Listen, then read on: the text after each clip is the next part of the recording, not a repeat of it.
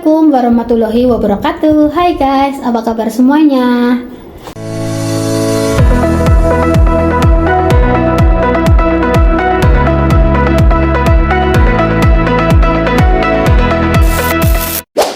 Di antara kalian ada nggak yang mengingat atau mengetahui kisah viral ini? Ini pernah gempar atau pernah viral di masanya ya. Ini dialami oleh saudara kita Adelina Lisau, TKW Malaysia, asal NTT, yang pernah meninggal guys akibat gagal organ dalam yang disebabkan oleh penganiayaan majikannya selama bertahun-tahun ya guys. Kenapa aku ambil kisah ini untuk pengulasan, untuk pembahasan kita? Karena kita harus bisa mengambil langkah atau mencegah apa yang akan kita ambil, langkah apa yang perlu kita ambil, pencegahan apa yang perlu kita ambil untuk masa mendatang jika kita mendapatkan majikan dajjal macam majikannya Adelina Lisau ini. Kalian sudah siap? Yuk kita bahas, check it out.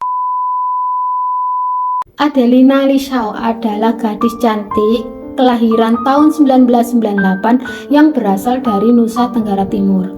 Lalu pada tahun 2013 ketika Adelina menginjak umur 15 tahun, dia memutuskan bekerja di Malaysia. Dia saat itu berangkat ke Malaysia menggunakan sponsor perorangan. Terus dia itu menggunakan visa turis guys. Dan saat ketika dia mau berangkat ke Malaysia itu, sponsornya memasukkan usia Adelina menjadi 21 tahun dan berasal dari Medan, Sumatera Utara. Setelah proses perdokumentasian, setelah proses pengurusan surat-surat, Adelina lalu saat itu langsung terbang ke Malaysia. Sesudah sampai di Malaysia, Adelina dijemput oleh majikannya yang bernama Ambika. Sesudah sampai di rumah Ambika, Ambika lalu mengurus kembali surat-surat Adelina yang sebelumnya itu visa turis, visa kunjung saja, itu diubah menjadi visa ART selama masa 1 tahun bekerja. Setelah visa kerja Adelina habis guys, lalu Adelina itu kembali ke Nusa Tenggara Timur, ke kampung halamannya. Selang 3 bulan kemudian, Adelina memutuskan untuk kembali lagi ke Malaysia, lebih tepatnya pada tahun 2014. Dia itu menggunakan visa turis lagi, tapi sekarang dia berangkatnya itu lewat jalur laut. Waktu sampai di Malaysia, dia dijemput oleh majikannya Jaya Fartini di Pinang. Just for information ya guys, Jaya Fartini ini ialah anak kandung dari Ambika yang tak lain yang tak bukan adalah majikan Adelina sebelumnya. Dan apa yang dilakukan Jaya Fartini ini tidak seperti ibunya ya guys. Kali ini Jaya Fartini itu tidak menguruskan surat-surat atau kelengkapan pengurusan untuk Adelina seperti visa kerja, kontrak kerja, sama asuransi kesehatan itu tidak diuruskan sama Jaya Fartini. Dia ini menyepelekan soal perdokumentasian ya guys. Terus Adelina ini secara tidak langsung ditetapkan sebagai PRT secara ilegal di Malaysia. Lalu 4 tahun kemudian, tepatnya 10 Februari 2018, polisi mendapatkan telepon dari seseorang kalau ada penyiksaan dan penganiayaan kepada Adelina. Saat itu polisi langsung cepat-cepat mengamankan dan menyelamatkan Adelina dari penyiksaan itu dan segera membawa Adelina ke rumah sakit guna melakukan visum. Apa sih yang terjadi terhadap Adelina di rumah Jaya Fartini 4 tahun belakangan ini? Seperti ini guys kronologinya. Seperti yang saya jabarkan sebelumnya ya guys, kalau Adelina ini berangkat ke Malaysia untuk yang kedua kalinya sebagai PRT ilegal di rumah Jaya Fartini, anak dari Ambika yang tak lain yang tak bukan adalah majikan pertama Adelina. Selama 4 tahun belakangan ini ya guys, ternyata Adelina ini mengalami penyiksaan yang sangat panjang, bertubi-tubi, dan yang pasti sangat menyakitkan ya guys. Dimulai dari muka yang bengkak, muka yang memar, tangan kiri dan kaki kirinya itu mengalami luka bakar, terus kulitnya itu banyak sekali iritasi dan mengeluarkan cairan karena akibat pemakaian chemical yang tidak ditangani secara bertahap atau secara langsung guys. Jadi banyak nanah-nanah begitu. Terus juga terdapat banyak gigitan anjing guys, yaitu gigitan anjingnya milik Jaya Fartini. Luka-luka yang dialami Adelina ini sangat menyakitkan guys bagi Adelina guys. Jaya Fartini ini dengan tutup mata tutup telinga tidak mau mengobati dengan segera luka-luka yang terdapat di tubuh Adelina ini guys. Tiap malam, tiap hari itu Adelina itu menahan kesakitan dengan cara mengerang macam gitu guys, sampai tiap malam, tiap pagi, tiap siang itu selalu mengerang-ngerang guys. Sampai pada akhirnya guys, erangan Adelina ini terdengar oleh tetangga kanan kiri ataupun tetangga yang sering lewat di depan rumah Jaya Fartini. Adelina kan waktu itu mengerang-mengerang kesakitan ya guys, seperti menahan rasa sakit yang teramat sangat dirasakan Adelina ini ya. Lambat laun itu tetangga kanan kiri itu curiga terhadap apa yang dialami Adelina ya. Lalu dengan segera itu tetangga-tetangganya tuh berinisiatif untuk menelepon kepolisian Malaysia ya. Pak, tolong Pak segera diperiksa Pak, kayaknya tuh ada apa-apa di rumah tersebut, di rumah Jaya Fartini. Karena setiap harinya itu Pak ya, saya itu mendengar kalau di situ tuh ada erangan-erangan. Coba Bapak tolong cek, takutnya ada apa-apa di rumah Jaya Fartini. Dengan segera polisi itu pergi ke rumah Jaya Fartini untuk memastikan apa yang dikhawatirkan oleh tetangga-tetangga kanan kirinya Jaya Fartini. Seperti itu guys kronologinya, sampai akhirnya Adelina itu diketemukan polisi dalam keadaan yang sudah babak belur seperti itu. Sekarang kita fast forward pas kejadian polisi mengevakuasi Adelina ya. Pada tanggal 10 Februari 2018 ketika polisi mengamankan Adelina, saat itu Adelina itu dalam keadaan lemas guys.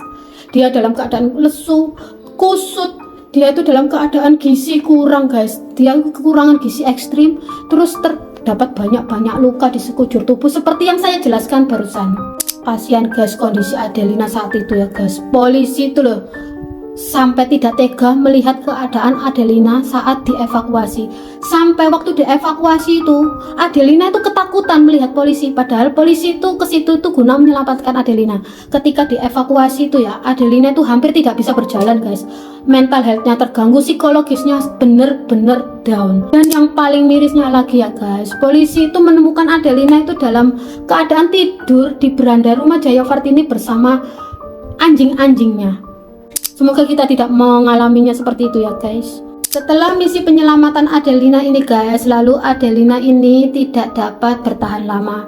Dia menyerah guys, dia give up terhadap hidupnya. Dia menghembuskan nafas terakhirnya pada tanggal 11 Februari 2018. Setelah itu dilakukan otopsi guys. Berdasarkan hasil postmortem guys, kalau Adelina ini meninggal akibat pengabaian luka-luka yang begitu lama, akibat gagal organ dalam dikarenakan penyiksaan dan anemia yang dilakukan oleh Jaya Fartini. Terus apa tindakan polisi terhadap majikannya?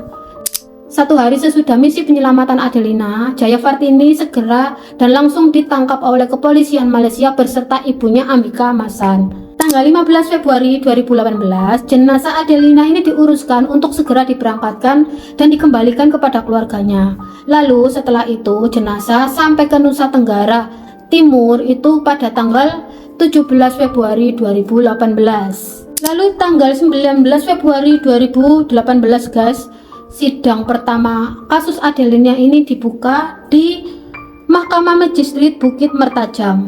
Beberapa kali sidang gas, akhirnya kasus Adelina ini dilimpahkan ke lebih tinggi, ke persidangan yang lebih tinggi di Mahkamah Tinggi Pulau Pinang. Tahu nggak guys, kasus Adelina itu begitu alot, begitu panjang hingga setahun kemudian, lebih tepatnya 18 April 2019, jaksa pembela Jaya Fartini itu mengajukan DNA terhadap Ambika, atau dalam bahasa Indonesianya itu terdakwa Ambika dibebaskan dan dapat dituntut di kemudian hari. Terus hakim pengadilan menganggap bahwa pihak jaksa tidak mempersiapkan berkas tuntutan sesuai waktu yang diberikan dan tidak menjelaskan serta apa alasan permohonan DNA. Tapi guys, di waktu dan di persidangan di tanggal yang sama itu, yaitu 18 April 2019, akhirnya hakim itu mengabulkan permohonan DNA yang diajukan jaksa pembela Ambika guys, dengan mempertimbangkan bahwa Ambika itu sudah tua, sudah sakit-sakitan, dan juga dibebaskan dengan syarat akan adanya peluang akan dituntut di kemudian hari.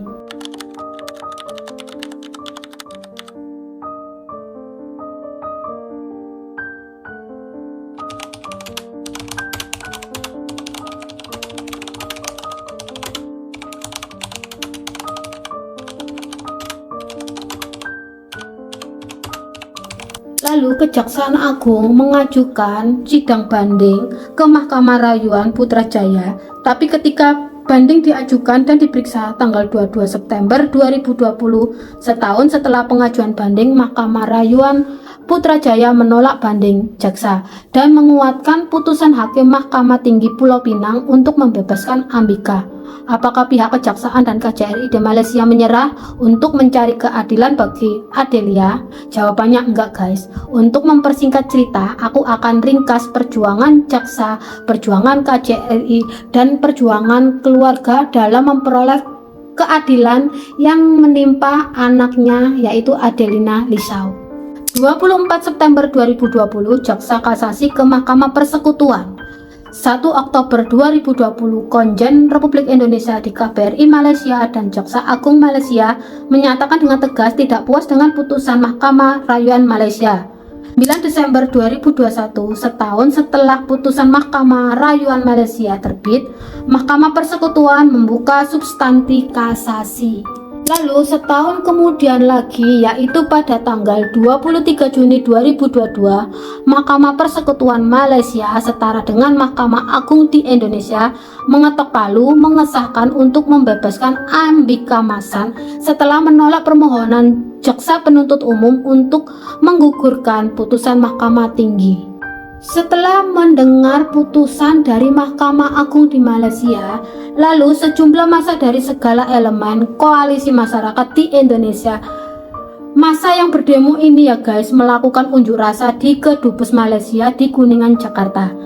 Menurut koordinator aksi koalisi masyarakat untuk keadilan Adelina ini, yaitu Ibu Siti Badriah, mengatakan kalau pemerintah Malaysia tidak berlaku adil atas kasus penyiksaan yang menimpa Adelina.